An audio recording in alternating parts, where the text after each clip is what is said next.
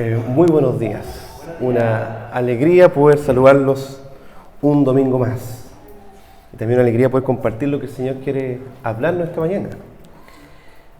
Hoy día el mensaje es el mensaje que el Señor le da a la iglesia en Tiatira. Voy a dar un poco de contexto primero, cuál es el desafío de esta iglesia, y también voy a explicar lo que el Señor demanda de esta iglesia. En cada uno de estos mensajes que el Señor da a estas 7 iglesias, el Señor primero se presenta de manera muy específica hacia ellos. En este momento se presenta como el Hijo de Dios, el que tiene ojos como llama de fuego y pies semejante al bronce bruñido. Así se presenta quien da el mensaje a la iglesia. Aquí está haciendo énfasis a 3 cosas. Voy a ir directo al punto. Dice que es el Hijo de Dios, el único digno de ser adorado, el único digno de ser servido, el único digno de ser confiado. Y además dice que tiene ojos, porque Él ve. Él ve profundamente en nuestros corazones. Él ve lo que el otro no puede ver. Él ve lo que el de al lado no puede ver. Él ve profundamente lo que hay en nuestro corazón. Diría la Biblia, Él ve lo profundo, las entrañas. Dice, ve el hígado, diría quizás. Ve lo profundo de nuestras intenciones, nuestros pensamientos, emociones, sentimientos. Él sabe tal cual como estás hoy. Tal cual. Y no es solamente ojos. Dice, ojos como llama de fuego. O sea, está mirando y está examinando y dispuesto a quemar todo lo que no corresponde en nuestros corazones. Es potente la imagen. Dice, el Hijo de Dios, que está dispuesto a examinar y a quemar y a discernir lo que no tiene que estar de pie en nuestros corazones, y además dice que tiene pies semejantes al bronce bruñido. O sea, unos pies firmes que está delante de nosotros para gobernar. Pero esto de bronce y de fuego no es casualidad, porque Tiatira era una ciudad, no era una ciudad tan importante como las otras que mencionamos la vez pasada. Era una ciudad de paso y en ese sentido era una ciudad de comerciantes. Era una ciudad en que se compartían muchos oficios y había muchos gremios de artífices y de artesanos con metales preciosos, y además había gente que comerciaba púrpura. ¿Se recuerdan a Lidia de Tiatira, hacedora de púrpura, que el Señor abrió su corazón para comprender el mensaje del Evangelio?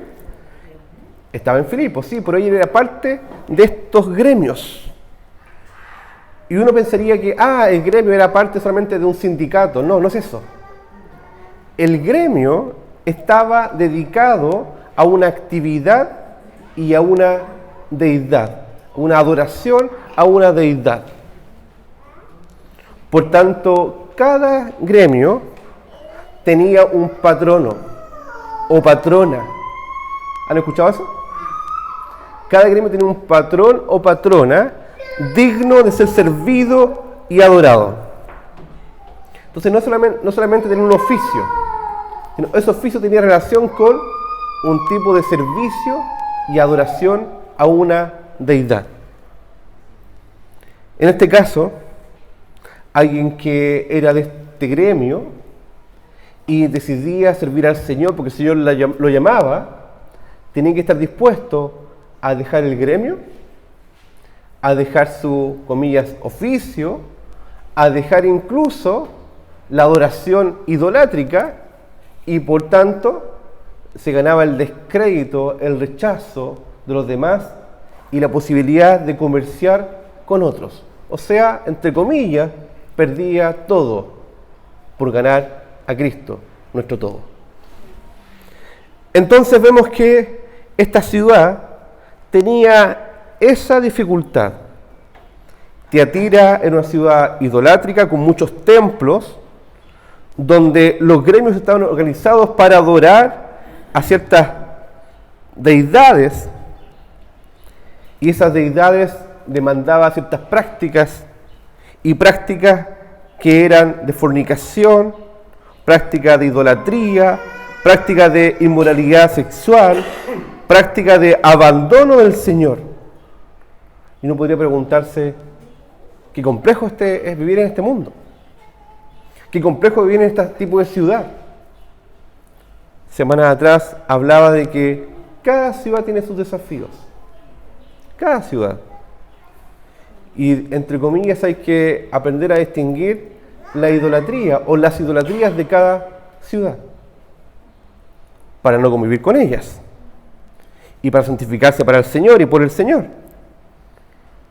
Uno podría decir que es difícil vivir en California, en San Francisco, o vivir en ciudades como, en Abu Dhabi, gracias,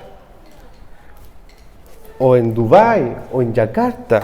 Ustedes podrían dar un montón de ciudades y decir, oye, es complejo vivir acá, ya sea por inmoralidad sexual, ya sea por los afanes de la vida, ya sea una ciudad como Tokio que anda corriendo, la producción es el máximo, quizás, valor que hay.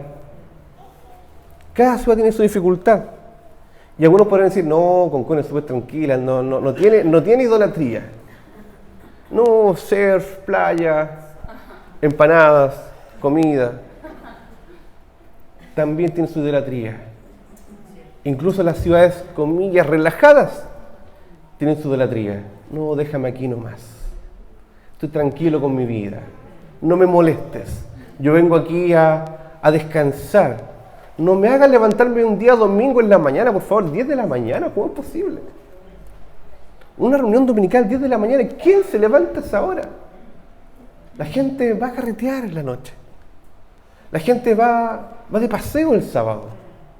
Va de paseo el viernes, sábado y domingo. ¿Cómo es posible que vamos a apartar un fin de semana, un domingo para el día del Señor? Eso no puede ser.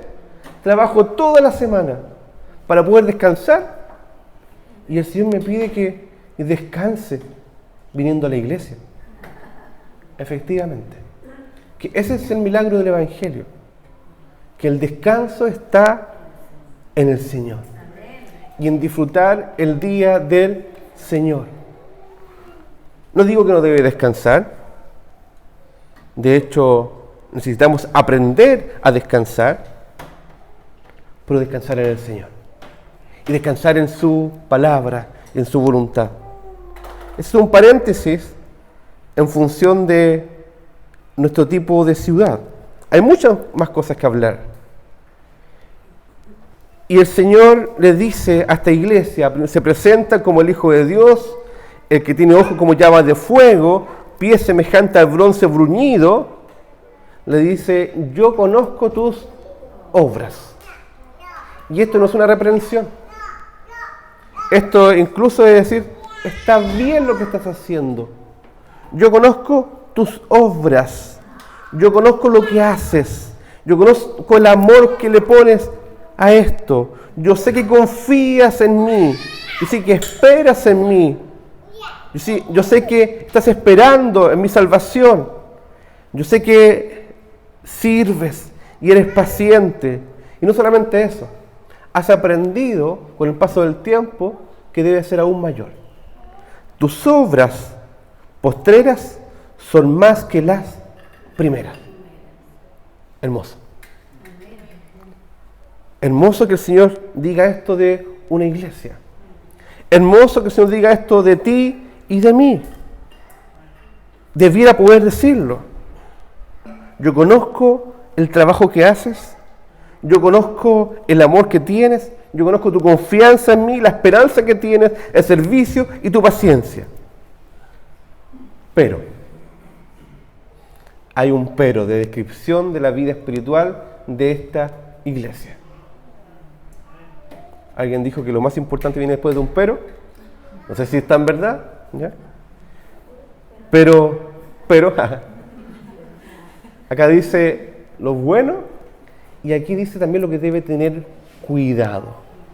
Pero, ten cuidado de esto.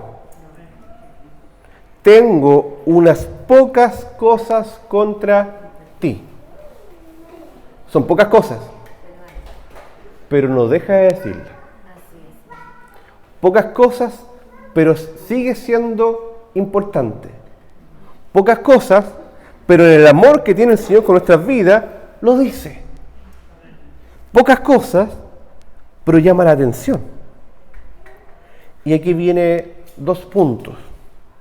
Y es lo que la iglesia, como comunidad, está tolerando. ¿Qué toleras? Esa palabra es una palabra de moda en este tiempo. La tolerancia. Y a veces pensamos que tolerancia incluso debiera ser hasta un valor cristiano. No, haz lo que quieras nomás. Yo te respeto, te valoro y te valido. Incluso te celebro lo que estás haciendo. Eso no es lo que el Señor nos pide. El Señor nos demanda amor, que es distinto. Que es cuidar de otro y amarlo a tal punto que incluso soy capaz de decirle, ¿sabes qué? Eso no está bien delante de Dios. No te voy a abandonar, no te voy a dejar, te voy a seguir enseñando, predicando, amando, corrigiendo, exhortando, pero no puedo tolerar.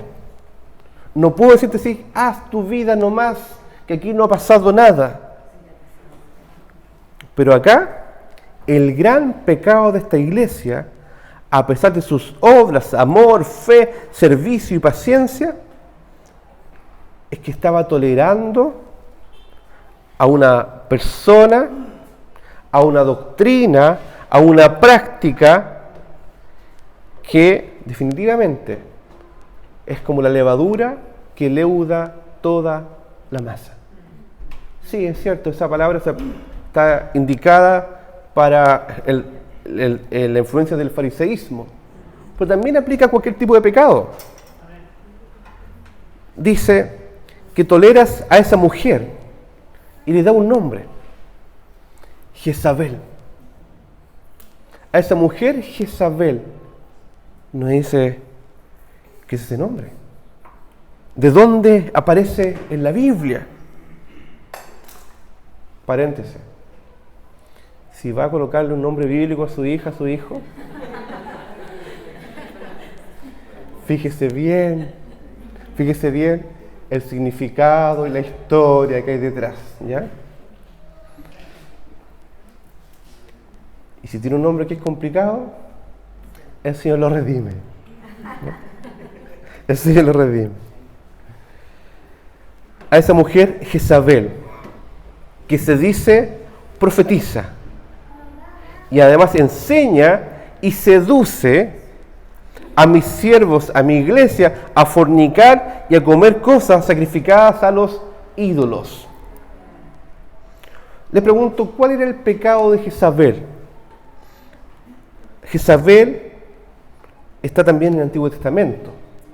Por tanto, en ese sentido, era un tipo de pecado y simbolizaba un tipo de pecado.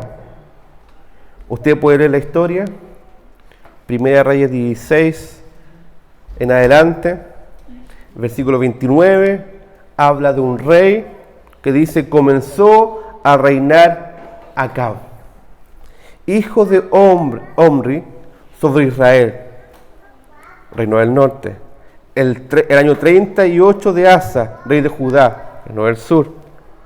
Y reinó Acab, hijo de Omri, sobre Israel en Samaria 22 años. Y Acab, hijo de Omri, hizo lo malo ante los ojos de Jehová.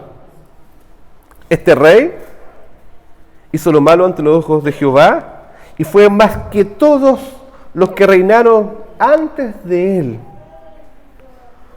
porque le fue ligera cosa andar en los pecados de Jeroboam, hijo de Nabat, porque además de eso, tomó por mujer a Jezabel, hija de Et-Baal, rey de los Sidonios. ¿Y qué pasó? Al casarse con Jezabel, Acab fue y sirvió a Baal y lo adoró. ¿Se dan cuenta? Hubo una concesión ahí. Se casó con esta hija de un rey, y esta mujer llevó a este rey y al pueblo a adorar a Baal, lo sirvió y lo adoró.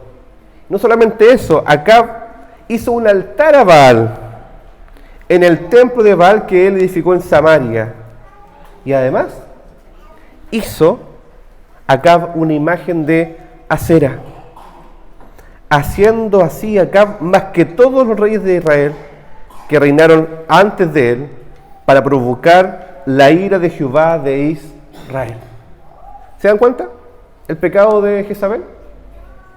El pecado de Jezabel fue llevar al pueblo de Dios a adorar a Baal y a Acera. Porque Acab, el rey, lo toleró y lo amó de esa forma.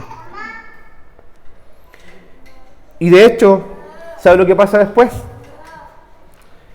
Viene la sequía y ahí aparece Elías, ¿se acuerdan? Y cuando Acab vio a Elías, ya capítulo 18 de Reyes, Primera de Reyes, le dijo: ¿eres tú el que turbas a Israel? Y él respondió: yo no he turbado a Israel, sino tú y la casa de tu padre. Tu mismo pecado te ha turbado, dejando los mandamientos de Jehová y siguiendo a los Baales. ¿Y qué pasó con Jezabel? Ya capítulo 19, para que vean la progresión de la consecuencia del pecado. Acab dio a Jezabel la nueva de todo lo que Elías había hecho, haciendo milagros, y de cómo había matado a espada a todos los profetas. Entonces, ¿qué pasó? Envió Jezabel a Elías, un mensajero, diciendo: así me hagan los dioses, y aún me añadan, si mañana a esta hora yo no he puesto tu persona como la de uno de ellos. O sea, una concesión llevó a idolatría, y esa idolatría llevó a la ruina del pueblo, y además estaba amenazando por destruir al profeta de Dios. ¿Se dan cuenta? Un pecado lleva a otro pecado, y lleva a la ruina. Volvamos a Apocalipsis.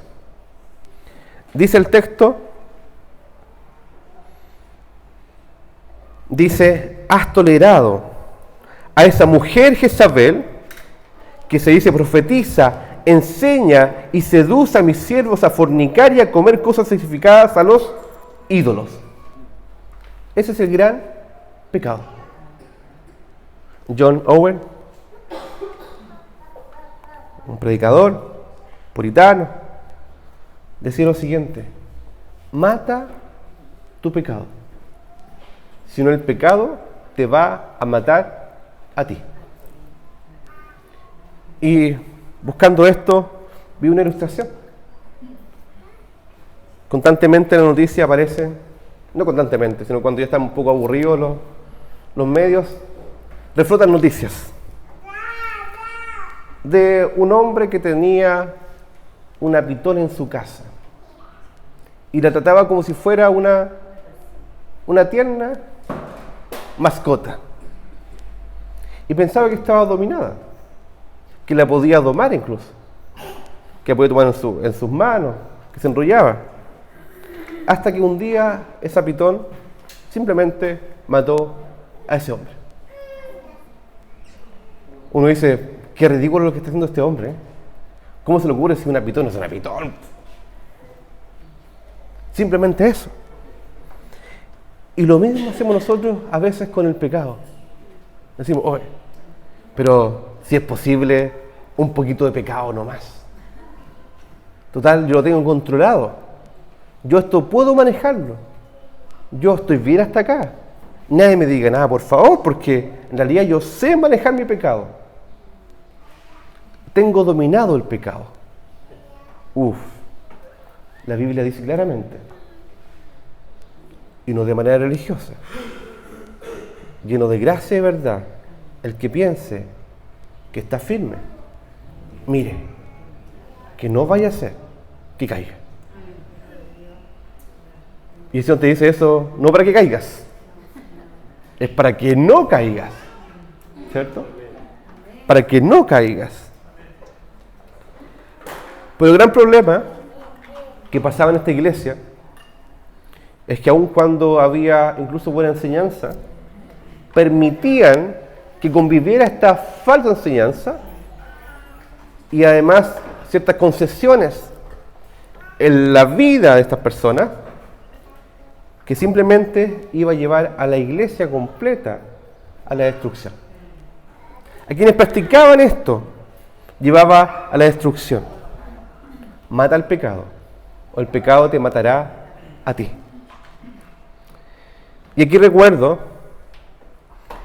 situación muy similar que ocurre en la iglesia de Corintios, años atrás, donde Pablo tiene que corregir también inmoralidad sexual.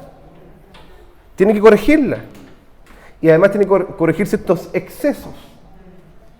Y la gente estaba dispuesta incluso a comer lo sacrificado a los ídolos. Y la enseñanza que corría por ciertos hermanos de la iglesia era: estoy en Cristo, por tanto todo me es lícito. ¿Han escuchado ese pasaje? Todo me es lícito. Y proviene de otra parte. Mas no todo conviene. Todo me es lícito, pero no todo edifica. Segundo punto. Todo me es lícito, pero no me dejaré dominar de ninguna. Ahí está la contraparte. Y no solamente la contraparte, sino que esa frase, todo me es lícito, era una cita de la cultura. Vale decir, podríamos decir lo siguiente: la gente dice, los demás dicen, todo me es lícito. Y tú, tomándote la libertad en Cristo, estás validando esa falsedad. No todo está permitido. No todo conviene. No todo edifica, porque el pecado te va a llegar a dominar. Y acá, en la iglesia de Tiatira, dice que hay algunos que han llegado a conocer las profundidades de Satanás.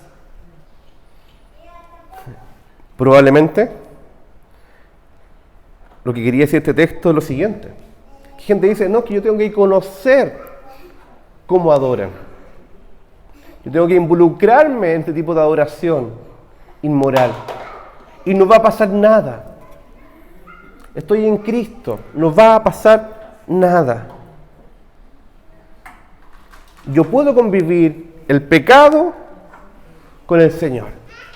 Puedo tolerar este sacrificio a los ídolos y seguir viviendo para el Señor. Eso se llama sincretismo, se llama idolatría, se llama abandonar a Dios. No es posible convivir con dos tipos de vida. No se puede. O eres tibio, o eres frío, o eres caliente. O sigues al Señor, o sigues a Baal. Ninguno puede servir a dos señores. ¿Por qué claudicáis entre dos pensamientos? El mismo Elías decía, ¿cierto? Pero a vosotros y a los demás que están en Tiatira, a cuantos no tienen esa doctrina, no les voy a imponer ninguna carga más. O sea, ustedes saben lo que tienen que hacer. saben que tienen que santificarse para el Señor, saben que tienen que mortificar el pecado, hacer morir las obras de la carne. Pero lo que tienen, si aún no estás metido en esta doctrina, lo que tienes, persevera. Si estás en esta doctrina, arranca, pide perdón, pide ayuda. No puedes estar en dos aguas. No puedes decir, sí, yo domino el pecado. Y eso aplica para todo. Aplica para tu carácter. No se puede venir a la iglesia y llegar a pegar portazos en la casa. No se puede. No se puede ser un gritón o gritona. No se puede. El Señor nos llama a arrepentimiento. No se puede. Aplica para tu carácter, aplica para lo que dices, para lo que piensas, para lo que sientes. Ustedes no les voy a imponer ninguna carga, pero lo que tienen, a lo que han llegado, lo que han entendido, reténganlo hasta que yo venga. Porque Él viene. El Hijo de Dios, con ojos de llamas de fuego y pie semejante al bronce bruñido, dice, vengo pronto. Y les da una promesa. Y nos da una promesa. Al que venciere, al que se mantuviera en santidad, al que persevere hasta el fin en buscar al Señor, guardare mis obras hasta el fin, yo le daré autoridad sobre las naciones. Ya no tendrá temor de lo que dirá el gremio. ¿Se recuerdan? Lo que dirán los demás, la comunidad, que me piden adoración a los ídolos, y la regirá con vara de hierro. Vamos a ser sacerdotes y reyes delante del Señor. Y desde ya, proclamando su palabra, estableceremos su reinado y serán quebradas como vasos de alfarero. ¿Se dan cuenta la ilustración? Vasos de alfarero. ¿Y qué es lo que hacía esta ciudad? Eran artesanos. Las obras de ellos van a ser quebradas, pero tú vas a ser restaurado, como yo también la he recibido de mi Padre, y le daré la estrella de la mañana. El que tiene oído, oiga lo que el Espíritu dice a las iglesias. Entonces, cuando escuchen o se digan, todo me es lícito, digan delante del Señor, pero no todo conviene. Todo me es lícito, pero no todo edifica. Todo me es lícito, mas yo no me dejaré dominar de ninguno. Porque el pecado lo que hace es atar. Las viandas para el vientre, 1 Corintios 6, 12 en adelante, y el vientre para las viandas. Por lo tanto, el uno como el otro la destruirá Dios. Pero el cuerpo no es para la fornicación, sino para el Señor. Y el Señor para el cuerpo. Y Dios que levantó al Señor, también a nosotros nos levantará con su poder. ¿No sabéis que vuestros cuerpos son miembros de Cristo? ¿Quitaré pues los miembros de Cristo y los haré miembros de una ramera? De ningún modo.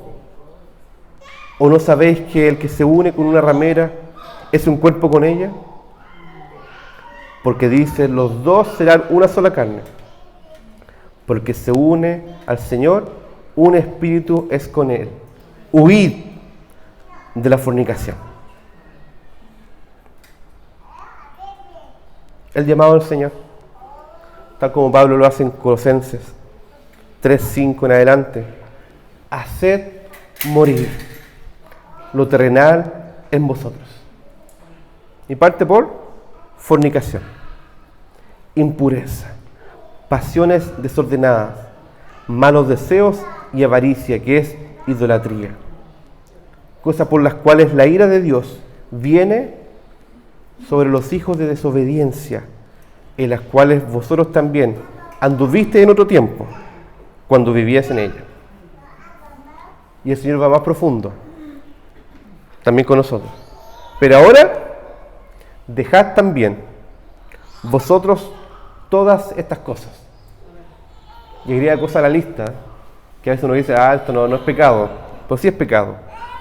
Ira, enojo, malicia, blasfemia, palabras deshonestas de vuestra boca. No mintáis los unos a los otros, habiéndonos despojado del viejo hombre con sus hechos y revestido del nuevo, el cual, conforme a la imagen del que lo creó, se va renovando hasta el conocimiento pleno, donde no hay griego ni judío, circuncisión ni incircuncisión, bárbaro ni escita, siervo ni libre, sino que Cristo es el todo y en todos. Y cierro diciendo, vístanse, pónganse la ropa, no salgan así nomás, vístanse, no de cualquier forma, como escogidos de Dios, santos y amados, de entrañable misericordia, de benignidad, de humildad, de mansedumbre, de paciencia, soportándonos unos a otros y perdonándoos unos a otros, si alguno tuviera queja contra otro.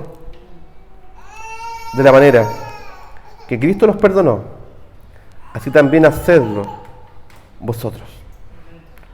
Y sobre todas las cosas, vístanse de amor. O sea, dice lo mismo. Cierra, vístanse de amor, que es el vínculo perfecto. Y fíjense la consecuencia que tiene esto.